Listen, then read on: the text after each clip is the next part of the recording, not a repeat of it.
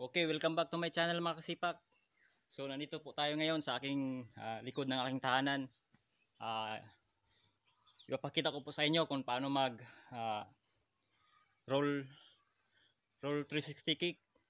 Kung natatandaan nyo mga kasipak yung ginawa ni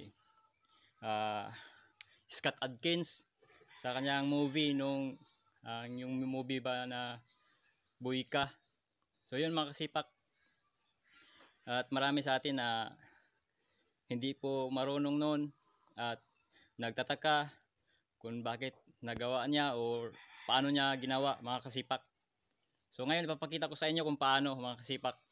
So sundin nyo lang ang aking panoorin nyo lang aking video, at pwede nyo i-download at pwede nyo ring i-slow mo ang video ko.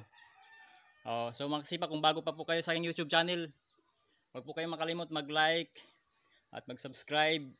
Click nyo lang bell upang updated kayo sa aking mga video na darating pa. At mag-comment din kayo kung gusto nyo mag-comment upang ma-replyan natin at may like natin ang inyong mga comment mga kasipak. So Reggie Tabo-Tabo po, huwag po kayo makalimot. Okay, watch and learn.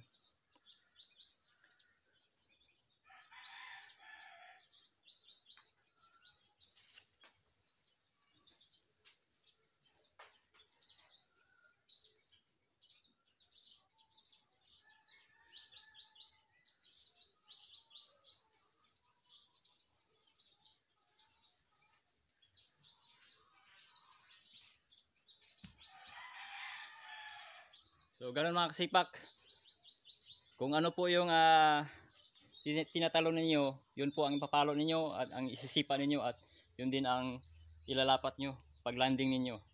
So yun, panoorin nyo. At kailangan lang ng mabilis na ikot, mabilis na talon at mabilis na ikot sabay yun. At kailangan maging agresibo kayo. At bago nyo ito gagawin ay mag-stretching muna kayo, mag-exercise kayo. Ganito. Kailangan marunong din kayong mag-split. So yun, importante yun sa mga martial arts practice. Kung gusto nyo mag-practice ng mga ganun klaseng mga sipa. So yun mga kasipak, kailangan lang ninyo na maging agresibo at maging matapang kayo, at tanggalin nyo ang takot sa iyong dibdib at sa iyong isip. So yun mga kasipak.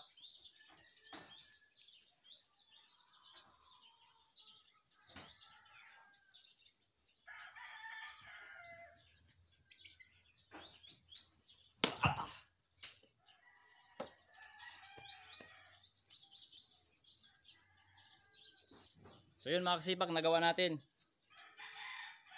So yun po, kung paano gawin ang ginawa ni Scott Adkins sa kanyang movie, yung Buika. So yun mga kasipak, hanggang dito na lang, at huwag kayong makalimot mag-like at mag-subscribe sa YouTube channel. Reggie Tabo-Tabo po. Bye bye.